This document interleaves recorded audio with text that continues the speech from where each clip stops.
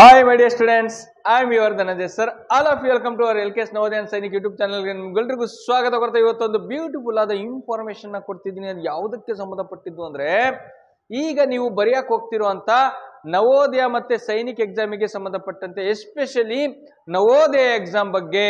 Exam ಅಲ್ಲಿ ನೋಡಿ, ನೀವು ವರ್ಷ ಪೂರ್ತಿ ಹೇಗೆ ಓದಿರ್ತೀರಾ ಅನ್ನೋದು ಇಂಪಾರ್ಟೆಂಟ್ ಆಗಲ್ಲ ಪುಟ. ನೀವು ವರ್ಷ ಪೂರ್ತಿ ನೀವು ಹೇಗೆ ಓದಿರ್ತೀರಾ ಅನ್ನೋದು ಇಂಪಾರ್ಟೆಂಟ್ ಆಗಲ್ಲ. ಎಕ್ಸಾಮ್ ಹಾಲಲ್ಲಿ ಕೂತ್ಕೊಂಡು ನೀನು ಹೇಗೆ ಎಕ್ಸಾಮ್ ಬರೀತೀಯ ಅನ್ನೋದು ಬಹಳ ಇಂಪಾರ್ಟೆಂಟು. ಗೊತ್ತಾಗ್ತಿದೆಯಲ್ವಾ ನಾನು ಹೇಳ್ತಿರೋದು?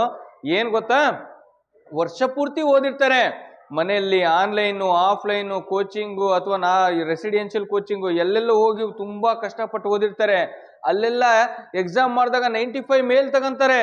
ಆದ್ರೆ ಎಕ್ಸಾಮ್ ಅಲ್ಲಿ ತುಂಬಾ ಕಮ್ಮಿ ಮಾರ್ಕ್ಸ್ ಆಗಿರುತ್ತೆ. ಕೆಲವರು ತುಂಬಾ ಕಡಿಮೆ ತಗೊಂತಿರ್ತಾರೆ ಟೆಸ್ಟ್ಗಳಲ್ಲೆಲ್ಲ, ಎಕ್ಸಾಮ್ ಅಲ್ಲಿ ಬಹಳ ಚೆನ್ನಾಗಿ ಮಾರ್ಕ್ಸ್ ಬಂದ್ಬಿಡ್ತವೆ. ಕಾರಣ ಏನೋ ಎಕ್ಸಾಮ್ ಬರೆಯೋ ಒಂದು ಟ್ರಿಕ್ಸ್ ಅಂಡ್ ಸ್ಕಿಲ್, ಎಕ್ಸಾಮ್ನ ಹೇಗೆ ಬರಿತೀವಿ ಅನ್ನೋದು ಕೂಡ ಬಹಳನೇ ಇಂಪಾರ್ಟೆಂಟ್ ಆಗತ್ತೆ. ಎಕ್ಸಾಮ್ ದಿನ ನಾವು ಆ 2 ಗಂಟೆ ಎಕ್ಸಾಮ್ ಹಾಲಲ್ಲಿ 11:30 12:00 ಒಳಗೆ, ನಾವು 11:30 1:00 ಏನು ನಮಗೆ ಟೈಮ್ ಕೊಟ್ಟಿರ್ತಾರೋ ನವೋದಯ ಎಕ್ಸಾಮ್ ಬರೆಯೋಕ್ಕೆ, ಆ 2 ಗಂಟೆಯ ಒಳಗೆ ನಾವು ಎಕ್ಸಾಮ್ನ ಹೇಗೆ ಬರಿತೀವಿ, ಹೇಗೆ ಅಟೆಂಡ್ ಮಾಡ್ತೀವಿ, ಯಾವುದಕ್ಕೆ ನಾವು ಟಿಕ್ ಹಾಕ್ತೀವಿ, ಅದು ನಮ್ಮ ಭವಿಷ್ಯನ ನಿರ್ಧರಿಸುವಂತ ಎಕ್ಸಾಮ್ ಆಗಿರುತ್ತೆ. ಹಾಗಾದ್ರೆ ಅಂತ ಎಕ್ಸಾಮ್ನ ಬರಿಬೇಕಾದ್ರೆ ನಾವು ಕೆಲವೊಂದು ನಿಯಮಗಳನ್ನ, ಕೆಲವೊಂದು ಟ್ರಿಕ್ಸ್ಗಳನ್ನ ಫಾಲೋ ಮಾಡಬೇಕಾಗತ್ತೆ. ಕೆಲವೊಂದು ಟ್ರಿಕ್ಸ್ಗಳನ್ನ ಹೇಳ್ಕೊಡ್ತೀನಿ.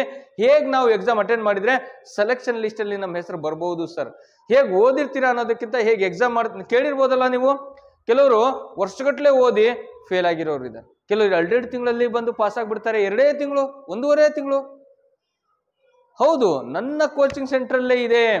ಬೇರೆ ಉದಾಹರಣೆ ಬೇಡ, ಇಲ್ಲಿ ಬಂದು ಕಲ್ತಂತ ಎಷ್ಟೋ ಮಕ್ಕಳು ವರ್ಷ ಪೂರ್ತಿ ಓದಿರೋ ಮಕ್ಕಳಿಗಿಂತ 2 ತಿಂಗಳು 3 ತಿಂಗಳು ಬಂದಂತ ಮಕ್ಕಳುಗಳು ಸೆಲೆಕ್ಷನ್ ಆಗ್ಬಿಟ್ಟಿದ್ದವು.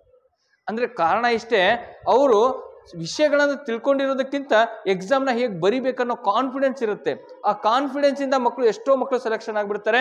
ಮತ್ತೆ ಎಕ್ಸಾಮ್ ಬರೆಯೋಂಥ ಟ್ರಿಕ್ಸ್ಗಳಿದ್ದಾವೆ, ಅದು ಬಹಳ ಇಂಪಾರ್ಟೆಂಟ್. ಬಹಳ ಚೆನ್ನಾಗಿ ಓದೋ ಮಗು ಎಕ್ಸಾಮ್ ದಿನ ಕನ್ಫ್ಯೂಸ್ ಮಾಡ್ಕೊಂತು, ಬರಿಬೇಕಾದ್ರೆ ಸ್ವಲ್ಪ ಎಡವಟ್ಟಾಯ್ತು ಅಂದ್ರು ಮಾರ್ಕ್ಸ್ ಹೋಯ್ತು. ಹಾಗಾದ್ರೆ ಬರ್ರಿ, ಏನೆಲ್ಲ ನಾವು ಫಾಲೋ ಮಾಡಬೇಕು ಅನ್ನೋದಕ್ಕಿಂತ ಮೊದಲು ನಾವು ಎಕ್ಸಾಮ್ ಹಾಲ್ ಒಳಗೆ ಹೋದ್ರೆ ತಕ್ಷಣ ಏನ್ ಕೊಡ್ತಾರೆ, ನಮಗೆ ಒಂದು ಪೇಪರ್ ಕೊಡ್ತಾರೆ, ಇನ್ನೊಂದು OMR ಶೀಟ್ ಕೊಡ್ತಾರೆ. OMR ಶೀಟ್ ನ ನೀವೇನ್ ಮಾಡ್ರಿ, ಅದ್ರಲ್ಲಿ ಏನಾರೆ ಅವರು ರಿಜಿಸ್ಟ್ರೇಷನ್ ನಂಬರು ಅದು ಇದು ಬರೀರಿ ಅಂದ್ರೆ ವಿತ್ ಟೀಚರ್ಸಿನ ಸಹಾಯ ತಗೊಂಡು ಅವ್ರಿಗೆ ಕೇಳಿ, ನಿಮಗೆ ಗೊತ್ತಿದ್ರು ಇನ್ನೊಂದ್ಸಲ ಅವ್ರಿಗೆ ಕರೆದು, ಸರ್ ಯಾವ ನಂಬರ್ ಬರೀಬೇಕು ಸರ್, ಈ ನಂಬರ ಅಂತ ಕರೆದು ಅವ್ರ ಹತ್ರ ಬರ್ಸ್ಕೊಳ್ಳಿ. OMR ಶೀಟ್ ನ ಹೇಗೆ ಫಿಲ್ ಮಾಡಬೇಕು ಅನ್ನೋದ್ರ ಬಗ್ಗೆ ನಾನು ಇನ್ನೊಂದು ವಿಡಿಯೋ ಮಾಡಿ ಹಾಕಿದ್ದೀನಿ, ದಯವಿಟ್ಟು ಅದನ್ನ ಒಂಚೂರು ಇನ್ನೊಂದ್ಸಲ ನೋಡ್ಕೊಳ್ಳಿ. ಹಾಗಾದ್ರೆ OMR ಶೀಟ್ ನ ಅಲ್ಲಿಗೆ ನೀವು ತೆಗೆದು ಸೈಡಿಗೆ ಇಟ್ಬಿಡಿ. ಕ್ವಶನ್ ಪೇಪರಿನ 100 ಪ್ರಶ್ನೆಗಳಿಗೆ ನೀವು ಉತ್ತರನ ಪೆನ್ಸಿಲಿಂದ ಅಥವಾ ಪೆನ್ನಿಂದ ನೀವು ಏನ್ ಮಾಡ್ಕೋಬೇಕು, ಯಾವ್ಯಾವ ಆನ್ಸರ್ ಅಂತ ಸಣ್ಣದಾಗಿ ಟಿಕ್ ಹಾಕೊಳ್ಳಿ. ದೊಡ್ಡದಾಗಿ ಹಾಕೊಂಡ್ರೆ ಪಕ್ಕದವ್ರು ನೋಡ್ಕೊಂಡ್ಬಿಡ್ತಾರೆ. ಸಣ್ಣದಾಗಿ ಟಿಕ್ ಹಾಕೋಬೇಕು. ಎಲ್ಲಾದು ಕಂಪ್ಲೀಟ್ ಆಯ್ತು ಅಂದ ಮೇಲೆ ನೀವು OMR ಶೀಟ್ ನ ಫಿಲ್ ಮಾಡಬೇಕು. ಗೊತ್ತಾಗ್ತಿದೆಯಲ್ವಾ? ಹಾಗಾದ್ರೆ ಮೊದಲನೇದಾಗಿ ಕ್ವಶನ್ ಪೇಪರ್ ಅಲ್ಲಿ ಏನಿರುತ್ತೆ, ನವೋದಯದ 3 ಸಿಲೆಬಸ್ ಇದಾವೆ ನವೋದಯದಲ್ಲಿ. ಫಸ್ಟ್ ಒನ್ ಈಸ್ ಇದಕ್ಕಿಂತ ಮೊದಲು ನಾನು ನಿಮಗೆ ಟ್ರಿಕ್ಸ್ ಹೇಳೋಕ್ಕಿಂತ ಮುಂಚೆ ಇನ್ನೂ ಯಾರೆಲ್ಲ ನಮ್ಮ ಚಾನಲ್ಗೆ ಸಬ್ಸ್ಕ್ರೈಬ್ ಆಗಿಲ್ಲ, ದಯವಿಟ್ಟು ಸಬ್ಸ್ಕ್ರೈಬ್ ಮಾಡ್ಕೊಳ್ಳಿ. ಮತ್ತೆ ಪಕ್ಕದಲ್ಲಿರೋ ಬೆಲ್ ಬಟನ್ನ ಕ್ಲಿಕ್ ಮಾಡಿ. ಯಾಕೆಂದ್ರೆ ನಾನು ಮಾಡೋ ಪ್ರತಿಯೊಂದು ವಿಡಿಯೋನು ನಿಮ್ಮ ಮೊಬೈಲಿಗೆ ಫ್ರೀಯಾಗಿ ಬರ್ತಾವೆ ಅಲ್ವಾ? ಹಾಗಾದ್ರೆ ಬೇಗ ಸಬ್ಸ್ಕ್ರೈಬ್ ಮಾಡ್ಕೊಂಡಿರ್ತೀರಿ, ಯಾಕಂದ್ರೆ ಬಹಳ ಇಂಪಾರ್ಟೆಂಟ್ ಅದು. ಎಕ್ಸಾಮ್ ಟೈಮಲ್ಲಿ ಆಲ್ ಟಿಕೆಟು, ರಿಸಲ್ಟು, ಪ್ರತಿಯೊಂದರ ಬಗ್ಗೆ ಎಕ್ಸಾಮ್ ಅಪ್ಲಿಕೇಶನ್ ಇಂದ ಹಿಡಿದು ಎಕ್ಸಾಮ್ ರಿಸಲ್ಟ್ವರೆಗೂ ಪಕ್ಕ ಮಾಹಿತಿನ ಕೊಡ್ತಾ ಇರ್ತೀನಿ, ನಿಮ್ಮ ಮೊಬೈಲಿಗೆ ಬರ್ತಾ ಇರುತ್ತೆ. ಹಾಗಾದ್ರೆ first one is mental ability. ಎಷ್ಟು ಕ್ವಶನ್ ಸರ್? 40 ಪ್ರಶ್ನೆಗಳಿರ್ತವೆ. 40 ಪ್ರಶ್ನೆ ಅಥವಾ 40 ಕ್ವಶನ್ಸ್. ಹಾಗಾದ್ರೆ ಅದಾದ್ಮೇಲೆ ಏನಿರುತ್ತೆ ಸರ್? ಮ್ಯಾಥ್ಸ್ ಇರುತ್ತೆ ಸರ್. ಮ್ಯಾಥ್ಸ್ ಎಷ್ಟಪ್ಪ? ಮ್ಯಾಥ್ಸು 20 ಪ್ರಶ್ನೆಗಳು ಸರ್. ಆಮೇಲೆ ಪ್ಯಾಸೇಜ್ ಇರುತ್ತೆ ಸರ್. ಪ್ಯಾಸೇಜ್ ಎಷ್ಟು ಕ್ವಶನ್ ಸರ್? 20 question sir. ಗೊತ್ತಾಗ್ತಿದೆಯಾ? ಇಷ್ಟೇ. ನೀವು 80 ಪ್ರಶ್ನೆಗೆ ಆನ್ಸರ್ ಮಾಡ್ತೀರಾ, 100 ಮಾರ್ಕ್ಸ್ ಬರುತ್ತೆ. ಅಂದ್ರೆ 1 ಕ್ವಶನ್ಗೆ 1.25 ಮಾರ್ಕ್ಸ್. 1 ಕ್ವಶನ್ ತಪ್ಪು ಮಾಡಿದ್ರೆ 1.25 ಮಾರ್ಕ್ಸ್ ಕಟ್ ಮಾಡ್ತಾನೆ. ಓಕೆನಾ? ಗೊತ್ತಾಗ್ತಿದೆಯಲ್ವಾ? ಹಾಗಾದ್ರೆ ಸರ್ ಫಸ್ಟ್ ಏನ್ ಮಾಡ್ಬೇಕು? ಕ್ವಶನ್ ಪೇಪರ್ ಬಿಡಿಸೋದ್ರ ಬಗ್ಗೆ ಹೇಳ್ತೀನಿ ಪುಟ್ಟ ಇವತ್ತು ನಾನು. ಕ್ವಶನ್ ಪೇಪರ್ನ ಮೊದಲನೇ ಕ್ವಶನ್ ಇಂದ ಹಿಡಿದು ಕೊನೆಯ ಕ್ವಶನ್ ವರೆಗೂ ಹೇಗೆ ನಾವು ಆನ್ಸರ್ ಮಾಡ್ಬೇಕಾಗತ್ತೆ, ಯಾವ ತರ ನೀವು ಕನ್ಫ್ಯೂಸ್ಗಳು ಮಾಡ್ಕೋಬೇಕಾಗತ್ತೆ, ಗೊತ್ತಿರೋದನ್ನ ಹೇಗೆ ಮಾಡ್ಬೇಕು, ಗೊತ್ತಿರೋದನ್ನ ಏನ್ ಮಾಡ್ಬೇಕು ಅನ್ನೋದ್ರ ಬಗ್ಗೆ ಇವತ್ತು ನಾನು ಮಾಹಿತಿ ಕೊಡ್ತಾ ಇದ್ದೀನಿ. ಹಾಗಾದ್ರೆ ಬರ್ರಿ, ಅದಕ್ಕಿಂತ ಮುಂಚೆ ಅದಕ್ಕಿಂತ ಮುಂಚೆ ನಿಮ್ಗೆ ಇನ್ನೊಂದು ಮಾಹಿತಿ ಕೊಡ್ತೀನಿ, ಏನಪ್ಪಾ ಅಂದ್ರೆ ಅದಿರ್ಲಿ, ಇನ್ನೊಂದ್ಸಲ ಬೇಗ ಹೇಳ್ತೀನಿ. ಈಗ ನೋಡಿ ಏನ್ ಮಾಡ್ಕೋಬೇಕಾಗತ್ತೆ ಅಂದ್ರೆ, ನೀವು ಫಸ್ಟ್ ಇದನ್ನ ನೋಡ್ಕೊಂಡ್ಬಿಡೋಣ ನಾವು. ಏನ್ ಸರ್, ಫಸ್ಟ್ ಮೆಂಟಲ್ ಎಬಿಲಿಟಿ ಮಾಡ್ತಿದ್ದೀನಿ ಸರ್. 100% ಫಸ್ಟ್ ನೀವು ಮೆಂಟಲ್ ಎಬಿಲಿಟಿನೇ ಮಾಡಿ.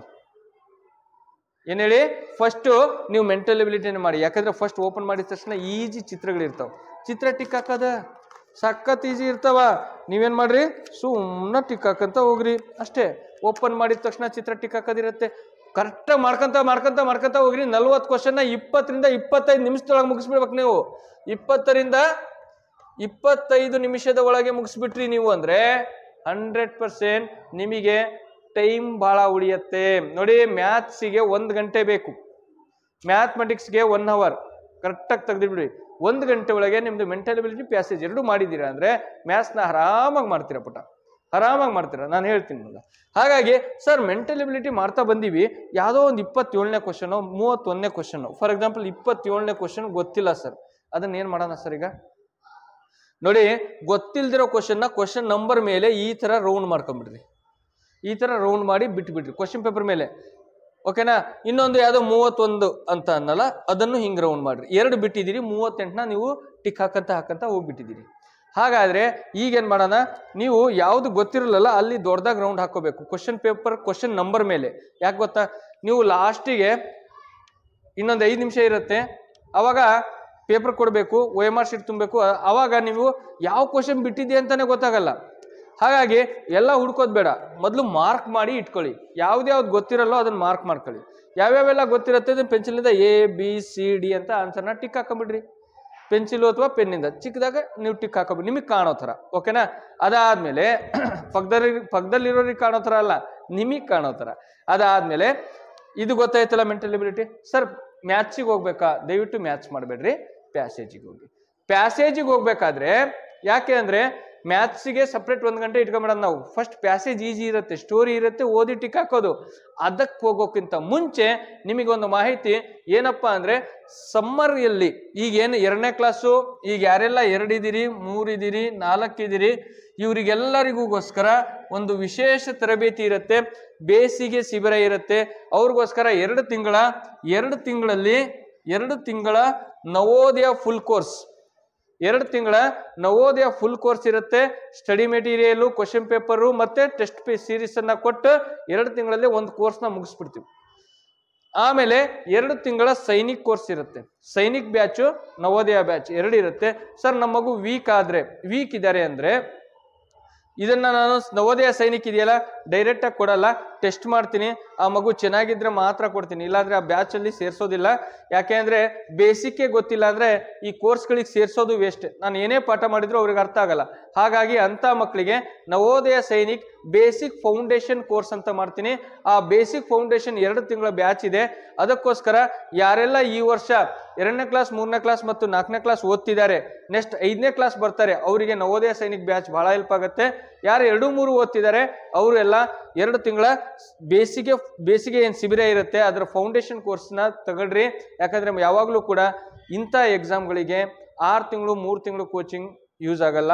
ಯಾರೆಲ್ಲ ಆನ್ಲೈನ್ ಕ್ಲಾಸ್ ತಗೋಬೇಕು ಅಂತ ಇದ್ದೀರಿ, ವರ್ಷ ಪೂರ್ತಿ ಶಾಲೆಗೆ ಕಳ್ಸಕ್ಕಾಗಲ್ಲ ಅನ್ನೋರು ಇದ್ದೀರಿ, ಅವ್ರು ಏನ್ ಮಾಡ್ಬೇಕು, ದಯವಿಟ್ಟು ಈ 2 ತಿಂಗಳ ಕೋರ್ಸಿಗೆ ಜಾಯಿನ್ ಮಾಡಿದ್ರೆ ಒಂದು ಸಲ 1 ರೌಂಡ್ ಪೂರ್ತಿ ಕಂಪ್ಲೀಟ್ ಆಗಿಬಿಡುತ್ತೆ ಅವ್ರಿಗೆ ಸಿಲೆಬಸ್ಸು. ಆಮೇಲೆ ಮತ್ತೆ ನಾವು ಆನ್ಲೈನಲ್ಲಿ ಕ್ಲಾಸ್ ತಗೊಂಡಾಗ ಆನ್ಲೈನ್ ಡೈಲಿ 1 ಅವರ್ ಇರುತ್ತೆ, ಸ್ಕೂಲಿಂದು ಸಿಲೆಬಸ್ ಇರುತ್ತೆ ಅವಾಗ. ಆದ್ರೆ ರಜದಲ್ಲಿ ಯಾವುದೇ ರೀತಿಯ ಸ್ಕೂಲ್ ಟೆನ್ಷನ್ ಇರಲ್ಲ, ಹೋಮ್ವರ್ಕ್ ಟೆನ್ಷನ್ ಇರಲ್ಲ, ಫ್ರೀ ಆಗಿರ್ತಾರೆ ಮಕ್ಕಳು. ಹಾಗಾಗಿ ಈ 2 ತಿಂಗಳ ಬೇಸಿಗೆ ರಜೆಯನ್ನು ಸದುಪಯೋಗ ಪಡಿಸಿಕೊಳ್ಳಿ. Very very important. ಇಂಥ ಅವಕಾಶ ಮತ್ತೆ ಸಿಗಲ್ಲ. ಯಾಕಂದ್ರೆ ವರ್ಷ ಪೂರ್ತಿ ಶಾಲೆಗೆ ಹೋಗ್ಬೇಕು ಮಕ್ಕಳು. ಈ ವರ್ಷ 4ನೇ ಕ್ಲಾಸು, ನೆಕ್ಸ್ಟ್ 5. ಹಾಗಾದ್ರೆ 2 ತಿಂಗಳಲ್ಲಿ ಕೋರ್ಸ್ ತಗೊಂಡ್ಬಿಟ್ರು ಅಂದ್ರೆ ಏನಾಗುತ್ತೆ, ನೆಕ್ಸ್ಟ್ ಬರೀ ಆನ್ಲೈನಲ್ಲಿ ರಿವಿಷನ್ ಆದ್ರೆ ಸಾಕು, ಮಗು ಸೆಲೆಕ್ಷನ್ ಆಗ್ಬಿಡುತ್ತೆ. ಬಹಳ ಇಂಪಾರ್ಟೆಂಟ್ ಆಗತ್ತೆ. ಹಾಗಾಗಿ ಇದನ್ನ ಯೂಸ್ ಮಾಡ್ಕೊಳ್ಳಿ. ಇದರ ಬಗ್ಗೆ ಮಾಹಿತಿ ಏನಾದ್ರು ಬೇಕು, ಆನ್ಲೈನ್ ಬಗ್ಗೆ ಮಾಹಿತಿ ಬೇಕು, ಯಾವುದೇ ಮಾಹಿತಿ ಬೇಕು ಅಂದ್ರೆ ನನ್ನ ನಂಬರ್ 9741183187ಗೆ ಕರೆ ಮಾಡಿ ಅಥವಾ ವಾಟ್ಸಪ್ಪಲ್ಲಿ ಮೆಸೇಜ್ ಮಾಡಿರಿ. ನಾನು ರಿಸೀವ್ ಮಾಡಲಿಲ್ಲ ಅಂದ್ರೆ ವಾಟ್ಸಪ್ಪಲ್ಲಿ ಮೆಸೇಜ್ ಮಾಡಿರಿ. ಓಕೆನಾ? ಸ್ವಲ್ಪ ಬಿಸಿ ಇರೋದ್ರಿಂದ ನಾನೇನಾಗುತ್ತೆ, ಎಕ್ಸಾಮ್ ಟೈಮ್ಸ್ ಇರೋದ್ರಿಂದ 2 ಕಡೆ ಕೋಚಿಂಗ್ ಸೆಂಟರ್ ಇರೋದ್ರಿಂದ ನಾನು ಬಿಸಿ ಇದ್ರೆ ದಯವಿಟ್ಟು ರಿಸೀವ್ ಮಾಡ್ಕೊಂಡು, ಇಲ್ಲ ಕ್ಲಾಸಲ್ಲಿ ಇದ್ರೆ ಅಂತೂ ಫೋನ್ ರಿಸೀವ್ ಮಾಡಲ್ಲ ನಾನು. ಹಾಗಾಗಿ ನೀವೇನ್ ಮಾಡ್ರಿ, ವಾಟ್ಸಪ್ಪಲ್ಲಿ ಯಾವುದ್ರ ಬಗ್ಗೆ ಮಾಹಿತಿ ಬೇಕು ಅದ್ರ ಬಗ್ಗೆ ಸಂಪೂರ್ಣವಾಗಿ ನೀವು ಇದರಲ್ಲಿ 9741183187ಗೆ ಮೆಸೇಜ್ ಆರ್ ಕರೆ ಮಾಡ್ರಿ. ಗೊತ್ತಾಗ್ತಿದೆಯಲ್ವಾ? ಎಸ್. ಹಾಗಾಗಿ ಅಡ್ಮಿಷನ್ ಆಲ್ರೆಡಿ ಸ್ಟಾರ್ಟ್ ಆಗಿದೆ. ಏಪ್ರಿಲ್ 1ರಿಂದ ಜೂನ್ 1ರವರೆಗೆ 2 ತಿಂಗಳ ಕ್ಲಾಸಸ್ ಇರ್ತವೆ. ಅಡ್ಮಿಷನ್ ಆಲ್ಮೋಸ್ಟ್ ಕ್ಲೋಸ್ ಆಗೋ ಬರೋ ಹಂತದಲ್ಲಿದೆ. ಹಾಗಾಗಿ ಬೇಗ ಇದ್ರ ಬಗ್ಗೆ ನಿರ್ಧಾರ ತಗೊಳ್ಳಿ. ಎರಡನೆಯದಾಗಿ ನಾವು ಏನ್ ಮಾಡ್ತಿದ್ವಿ ಸರ್ ಅಂದ್ರೆ ಪ್ಯಾಸೇಜ್ ಮಾಡ್ತಿದ್ವಿ ಸರ್. ಪ್ಯಾಸೇಜ್ ಅಲ್ಲಿ ಗೊತ್ತಿಲ್ದಿರೋದನ್ನ ಏನ್ ಮಾಡ್ಬೇಕು ಸರ್ ಅಂದ್ರೆ, ಪ್ಯಾಸೇಜ್ ಓದ್ತೀಯಾ, ಆನ್ಸರ್ ಮಾಡ್ಕೊಂತ ಬರ್ತೀಯಾ, 4 ಪ್ಯಾಸೇಜ್ ಕೊಡ್ತಾರೆ, ಅದ್ರಲ್ಲಿ 1 ಪ್ಯಾಸೇಜ್ಗೆ 5 ಕ್ವಶನ್. 5ನೇ ಕ್ವಶನ್ ನನಗೆ ಎಲ್ಲದೂ ಗೊತ್ತಾಗ್ತಿದೆ ಸರ್, 3ನೇದಕ್ಕೂ ಒಂದು ಗೊತ್ತಿಲ್ಲ, ಅದ್ರಲ್ಲಿ ಯಾವುದೋ 1 ಕ್ವಶನಿಗೆ ಆನ್ಸರ್ ಬರ್ತಿಲ್ಲ ಅಂದ್ರೆ ನೀನು ಅದನ್ನ ಮಾರ್ಕ್ ಮಾಡಬೇಡ. ಪ್ಯಾಸೇಜ್ ಒಳಗೆ ಯಾವುದೇ ರೀತಿಯ ಮಾರ್ಕ್ ಮಾಡಿ ಬಿಟ್ಟು ಹೋಗ್ಬೇಡ್ರಿ. ಯಾಕಂದ್ರೆ ನೀನು ಪ್ಯಾಸೇಜ್ 1 ಮಾರ್ಕ್ 2 ಕ್ವಶನ್ ಮಾರ್ಕ್ ಮಾಡಿರ್ತೀಯ ಅನ್ಕೊಳ್ಳೋಣ. 1ನೇ ಪ್ಯಾಸೇಜ್ ಅಲ್ಲಿ 1, 4ನೇ ಪ್ಯಾಸೇಜ್ ಅಲ್ಲಿ 1 ಅಂತ. ಆಮೇಲೆ ನೀನು ಮ್ಯಾಥ್ಸಿಗೆ ಹೋಗ್ತೀಯ, ಮ್ಯಾಥ್ಸ್ ಲೆಕ್ಕ ಮಾಡಿಬಿಟ್ಟು ವಾಪಸ್ ನೀನು ಬಂದಾಗ ಪ್ಯಾಸೇಜಿಗೆ ನೀನು ಅಟೆಂಡ್ ಮಾಡಬೇಕು ಅಂದ್ರೆ ಆ ಪ್ಯಾಸೇಜ್ನ ಮತ್ತೆ ಓದ್ಬೇಕು. ನೀನು ಮತ್ತೆ ಓದಿ ಆ ಕ್ವಶನ್ ಓದಿ ಆಪ್ಷನ್ ಓದಿ ಮತ್ತೆ ಸ್ಟೋರಿ ಒಳಗೆ ಎಲ್ಲಿದೆ ಅಂತ ಹುಡುಕಿ ನೀನು ಆನ್ಸರ್ ಮಾಡಕ 5ರಿಂದ 7ರಿಂದ 8 ನಿಮಿಷ ಬೇಕಾಗತ್ತೆ. ಹಾಗಾಗಿ ನೀನೇನ್ ಮಾಡ್ತೀಯ, ಪ್ಯಾಸೇಜ್ ಓದಿದ್ಯಾ, ಕ್ವಶನ್ ಆನ್ಸರ್ ಮಾಡಿದ್ಯಾ, ಅದರಲ್ಲಿ ಯಾವ್ದು ಸರಿ ಅನ್ಸತ್ತೋ ಅದನ್ನ ಹಾಕ್ರಿ. ದಯವಿಟ್ಟು ಯಾವುದೇ ಕಾರಣಕ್ಕೂ ಯಾವುದೇ ಕ್ವಶನ್ನ ಖಾಲಿ ಬಿಟ್ಟು ಬರಬಾರ್ದು. ಯಾಕೆ ಹೇಳಿ? ಇದ್ರಲ್ಲಿ ನೆಗೆಟಿವ್ ಮಾರ್ಕ್ಸ್ ಇರಲ್ಲ. ಅಕಸ್ಮಾತ್ ನೀನು ಹಾಕಿದ್ ಸರಿ ಆದ್ರೆ ಸರಿನೂ ಆಗಿರ್ಬೋದಲ್ಲ. ಎಷ್ಟೋ ಸಲ ನಾವು ಹಾಕಿದ್ದು ಸರಿ, ನಮಗೆ ಆನ್ಸರು ಇದು ಹತ್ರದಲ್ಲಿದೆ, ಇದೇ ಆನ್ಸರ್ ಆಗ್ಬಹುದು ಅಂತ ಅನ್ಸತ್ತಲ್ಲ, ಕಾನ್ಫಿಡೆಂಟ್ ಇಂದ ಹಾಕ್ಬಿಡ್ರಿ. ಖಾಲಿ ಬಿಡೋದಕ್ಕಿಂತ ಫಿಲ್ ಮಾಡಿ ಬರೋದು ಒಳ್ಳೇದಲ್ವಾ? ಯಾವುದೇ ಕಾರಣಕ್ಕೂ ಖಾಲಿ ಮಾತ್ರ ಬಿಡಬೇಡ್ರಿ. ಅಕಸ್ಮಾತ್ ಅವ್ರು ಕೊಟ್ಟಿರೋ ಕ್ವಶನೇ ತಪ್ಪಿದ್ರೆ ಅಥವಾ ಆಪ್ಷನ್ಗಳೇ ತಪ್ಪಿದ್ರೆ 1 ಮಾರ್ಕ್ಸ್ ಗ್ರೇಸ್ ಸಿಗತ್ತೆ. ಯಾವಾಗ? ನೀನ್ ಫಿಲ್ ಮಾಡಿದ್ರೆ. ನೀನ್ ತಪ್ಪು ಮಾಡಿದ್ರೆ ನಿನಗೆ ಅದು ಸಿಗತ್ತೆ. ಅಕಸ್ಮಾತ್ ಅವ್ರು ತಪ್ಪು ಮಾಡಿದ್ರೆ, ಏನೋ ಕ್ವಶನ್ ಪೇಪರು ಕ್ವಶನ್ ಅಥವಾ ಆಪ್ಷನ್ ತಪ್ಪಿದ್ರೆ, ನಮ್ದು ತಪ್ಪಾದ್ರೆ ಇನ್ನೇನ್ ಮಾಡೋಕ್ಕಾಗಲ್ಲ ಅಲ್ವಾ? ಹಾಗಾಗಿ ಯಾವುದೇ ಕಾರಣಕ್ಕೂ ಖಾಲಿ ಬಿಡಬೇಡಿ. ನೀನ್ ಹಾಕಿದ್ ಸರಿಯಾಗ್ಬಿಟ್ರೆ ಹೇಳಕ್ಕಾಗಲ್ಲ. ನಿನ್ ಲಕ್ಕು ಒಂದೊಂದ್ಸಲ ವರ್ಕ್ ಆಗ್ಬಿಡತ್ತೆ. ಎಷ್ಟೋ ಜನದ ಲಕ್ಕು ಕೆಲವೊಂದ್ಸಲ ಕೈ ಹಿಡಿದು ಬಿಡುತ್ತೆ. ಹಾಗಾದ್ರೆ ಸರ್ ಪ್ಯಾಸೇಜ್ ಮುಗೀತು. ಈಗ ಯಾವ್ದ್ರ ಬಗ್ಗೆ? ಮ್ಯಾಥ್ಸ್ ಉಳ್ಕೊಂತು ಸರ್. ಮ್ಯಾಥ್ಸ್ ಬಹಳ ಇಂಪಾರ್ಟೆಂಟು. ಇದ್ರ ಬಗ್ಗೆ ನಾವು ಮ್ಯಾಥ್ಸ್ ಅಲ್ಲಿ ನೋಡ್ರಿ, ನೀವು ಒಂಚೂರು ಕರೆಕ್ಟಾಗಿ ನೋಡ್ರಿ, mental ability out of 40 reach ಮಾಡಿಬಿಡ್ರಿ, ಪ್ಯಾಸೇಜು ಔಟ್ ಆಫ್ 40 ರೀಚ್ ಮಾಡ್ರಿ. ಅಲ್ಲಿಗೆ ನಿಮಗೆ 75 ಮಾರ್ಕ್ಸ್ ಬಂತು ಪುಟ್ಟ, 75 ಮಾರ್ಕ್ಸ್ ಬಂದ್ಬಿಡತ್ತೆ. ಇನ್ನು ಉಳಿದಿರೋದು ಒಂದೇ ಒಂದು ಮ್ಯಾಥಮೆಟಿಕ್ಸ್. 25 ಮಾರ್ಕ್ಸಿಗೆ ನೀನು ಬರೀ 15 ಮಾರ್ಕ್ಸ್ ತಗೊಂಡ್ರೆ 90 ಮೇಲೆ ಇರ್ತೀಯ. 20 ಮಾರ್ಕ್ಸ್ ಹತ್ರ ಹೋಗಿದೀಯ ಅಂದ್ರೆ 95ಕ್ಕೆ ಹೋಗಿರ್ತೀಯ. ನೀನ್ ಜನರಲ್ ಕ್ಯಾಟಗರಿ ಆಗಿದ್ರು ಕೂಡ ಸೆಲೆಕ್ಷನ್ ಆಗ್ಬಿಡ್ತೀಯ. ಅದಕ್ಕೆ ನಿಮ್ಮ ಗಮನ ಜಾಸ್ತಿ ಮೆಂಟಲ್ ಎಬಿಲಿಟಿ ಮತ್ತೆ ಪ್ಯಾಸೇಜ್ ಮೇಲೆ ಮಾಡಿ, ಆಮೇಲೆ ಮ್ಯಾಥ್ಸ್ನ ಸ್ವಲ್ಪ ಎಕ್ಸ್ಟ್ರಾ ವರ್ಕ್ ಮಾಡ್ರಿ. ಮ್ಯಾಥ್ಸ್ನು ಬೇಕು. ಔಟ್ ಆಫ್ ಔಟ್ ಮಾಡಿಬಿಡ್ಬೋದು, ಮನ್ಸು ಮಾಡಿದ್ರೆ ಅದೇನು ದೊಡ್ಡದಲ್ಲ ಅಲ್ವಾ? ಹಾಗಾಗಿ ಇದನ್ನ ಮಾತ್ರ ಗಮನದಲ್ಲಿ ಇಟ್ಕೊಳ್ಳಿ. ಮ್ಯಾಥ್ಸ್ ಮಾಡ್ಬೇಕಾದ್ರೆ ಒಂದು ವಿಷಯ ನಿಮ್ಮ ಕಿವಿಯಲ್ಲಿ ನಿಮ್ಮ ಮೆದುಳಲ್ಲಿರ್ಲಿ. ಫಸ್ಟ್ ಕ್ವಶನ್ನೇ ಕೊಟ್ಟಿರ್ತಾರೆ. ಯಾವುದು ಸರ್? ಫಸ್ಟ್ ಕ್ವಶನ್ನೇ ಬೋರ್ಡ್ ಮಾರ್ಕ್ಸ್ ಕೊಟ್ಟಿರ್ತಾರೆ. ಬೋರ್ಡ್ ಮಾರ್ಕ್ಸ್ ಅಲ್ಲಿ 1/3 into 1/4 open the bracket 1/2 open the floor bracket 1/2 divided by 3 into 6 divided by 1/4 close the floor bracket close the bracket. ಈ ತರ ಕ್ವಶನ್ಸ್ ಕೊಟ್ಟು ಬಿಡ್ತಾರೆ. ಆವಾಗ ನಮಗೇನಾಗ್ಬಿಡತ್ತೆ, ಇದು ಬರುತ್ತೆ ಈಸಿ, ಆದ್ರೂ ಟೈಮ್ ಹಿಡಿಯತ್ತೆ. ಹಾಗಂತ ನಾವು ಇದನ್ನು ಮಾಡಬಾರ್ದು. ಮೊದಲು ತುಂಬಾ ಈಸಿ ಸ್ಪೀಡಾಗಿ 10ರಿಂದ 15 ಸೆಕೆಂಡ್ ಒಳಗೆ ಮಾಡ್ಬೋದು ಅನ್ನೋ ಎಲ್ಲ ಕ್ವಶನ್ಗಳನ್ನು ಮಾಡ್ರಿ. ಆಮೇಲೆ ಯಾವ್ದಾದ್ರು ಬಿಟ್ಟಿರ್ತೀರಲ್ಲ, 1ನೇ ಕ್ವಶನ್ನ ಮಾರ್ಕ್ ಮಾಡಿರ್ತೀರ, 5ನೇ ಕ್ವಶನ್ನ ಮಾರ್ಕ್ ಮಾಡಿರ್ತೀರ, 7ನೇ ಕ್ವಶನ್ನ ಮಾರ್ಕ್ ಮಾಡಿರ್ತೀರ. ಆಮೇಲೆ ಎಲ್ಲದನ್ನು ಒಂದ್ಸಲ ಚೆಕ್ ಮಾಡ್ಕೊಂತ ಬರ್ರಿ. ಆಮೇಲೆ ಅದ್ರಲ್ಲಿ ಇದನ್ನ ಬೇಗ ಮಾಡ್ಬೋದು ಅಂದ್ರೆ ಅದನ್ನ ಬೇಗ ಮಾಡಿಬಿಡ್ರಿ. ಫಸ್ಟ್ ಯಾಕೆ ಹೇಳ್ತಿದ್ದೀನಿ ಗೊತ್ತಾ? 20ನೇ ಕ್ವಶನ್ನು ಮುಖ ಬೆಲೆ ಮತ್ತು ಸ್ಥಾನ ಬೆಲೆ, ಫೇಸ್ ವ್ಯಾಲ್ಯೂ ಮತ್ತೆ ಪ್ಲೇಸ್ ವ್ಯಾಲ್ಯೂ ಮೇಲೆ ಕೊಟ್ಟಿರ್ತಾರೆ ಅನ್ಕೋಣ. ನೀವು ಇದನ್ನೇ ಮಾಡ್ಕೊಂತ ಟೈಮ್ ಹೋಗ್ಬಿಡತ್ತೆ, ಬಹಳ ಟೈಮ್ ಹೋಗ್ಬಿಡುತ್ತೆ. ಇನ್ನೇನು ಬೆಲ್ ಹೊಡೆದು ಬಿಡ್ತಾರೆ, ಬಂದು OMR ಶೀಟ್ ಇಸ್ಕೊಂಡು ಹೋಗ್ಬಿಡ್ತಾರೆ. ಅವಾಗ ನೀವೇನ್ ಮಾಡ್ತೀರಿ? ಹೊರಗೆ ಬಂದು ನೋಡಿದಾಗ, ಅಪ್ಪ ನನಗೆ ಇದು ಬರ್ತಿತ್ತಮ್ಮ, ಇದು 20ನೇ ಕ್ವಶನ್ ಇದೆಲ್ಲ, ಫೇಸ್ ವ್ಯಾಲ್ಯೂ ಅಂಡ್ ಪ್ಲೇಸ್ ವ್ಯಾಲ್ಯೂದು ಆರಾಮಾಗಿ ಮಾಡ್ತಿದ್ದೆ, ನೋಡಿದ್ರೆ ಟಿಕ್ ಹಾಕ್ಬಿಡ್ತಿದ್ದೆ ಮಾವು, ನಾನು ನೋಡ್ಲೇ ಇಲ್ಲ ಈ ಕ್ವಶನ್ನ, ಹಾಗೆ ಕೊಟ್ಬಿಟ್ಟೆ. ಟೈಮ್ ಬಹಳ ಇಂಪಾರ್ಟೆಂಟು. ಹಾಗಾಗಿ ನೀವು ಮ್ಯಾಥ್ಸ್ ಅಲ್ಲಿ ಬರುವ ಕ್ವಶನ್ಗಳನ್ನ ಮೊದಲು ಮಾಡಿಬಿಡ್ರಿ. ಆಮೇಲೆ ಬಹಳ ಈಸಿ ಇರೋವು ಮತ್ತೆ ಸ್ವಲ್ಪ ಕಾಂಪ್ಲಿಕೇಟೆಡ್ ಇರೋ ಕ್ವಶನ್ಗಳನ್ನ ಆಮೇಲೆ ಮಾಡ್ಕೊಂತ ಬರ್ರಿ. ಲಾಸ್ಟಿಗೆ ಗೊತ್ತಿಲ್ದಿರೋನು ಕೂಡ ಆನ್ಸರ್ ಮಾಡಬರ್ರಿ. 100% ಸೆಲೆಕ್ಷನ್ ಆಗುತ್ತೆ. ಮತ್ತೆ ನೀವು ಕ್ವಶನ್ ಪೇಪರ್ನ ಅಷ್ಟನ್ನು ಟಿಕ್ ಮಾಡ್ಕೊಳ್ರಿ. ಈಗ ಯಾವ್ಯಾವ ಕ್ವಶನ್ ಬಿಟ್ಟಿದ್ರಲ್ಲ ಎಲ್ಲದನ್ನು ಒಂದ್ಸಲ ಬಂದು ಯಾವ್ಯಾವ್ದೆಲ್ಲ ಸರಿ ಮಾಡ್ಕೊಂಡು ಆಮೇಲೆ ನಾನು 80 ಕ್ವಶನ್ ಮಾಡಿದೀನಿ ಅಂದ್ರೆ ಟೈಮ್ ನೋಡ್ರಿ 10 ರಿಂದ 15 ನಿಮಿಷ ಟೈಮ್ ಉಳಿಸಿರ್ಬೇಕು ನೀವು. ಆಯ್ತಾ?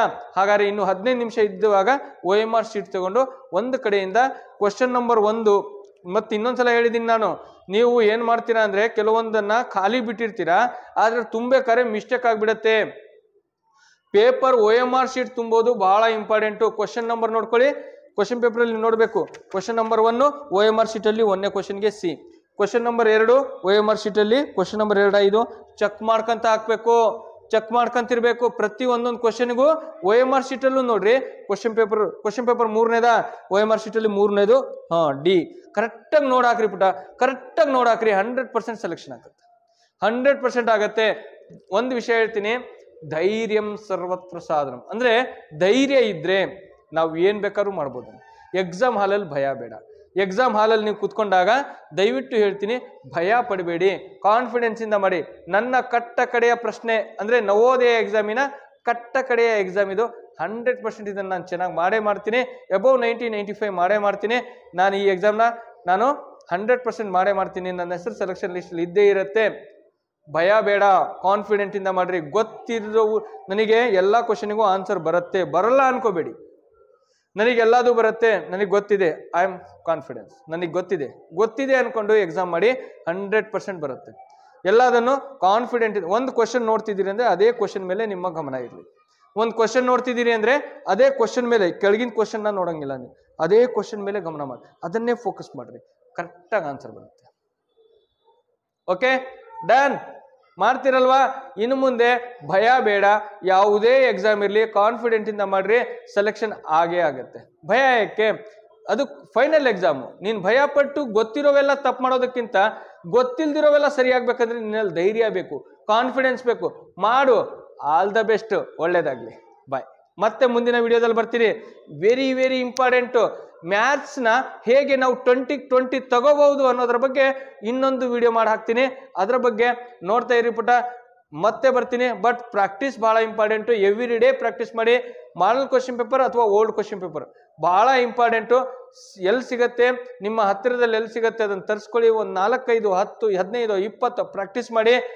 ಎಕ್ಸಾಮ್ನ ಸಕ್ಸಸ್ ಆಗಿ ಅಟೆಂಡ್ ಮಾಡಿ. ರಿಸಲ್ಟ್ ಬಗ್ಗೆ ಆಮೇಲೆ ನೋಡೋಣ. ಎಕ್ಸಾಮ್ನ ಕಾನ್ಫಿಡೆಂಟ್ ಇಂದ ಮಾಡಿ. ಓಕೆನಾ? ಬಾಯ್.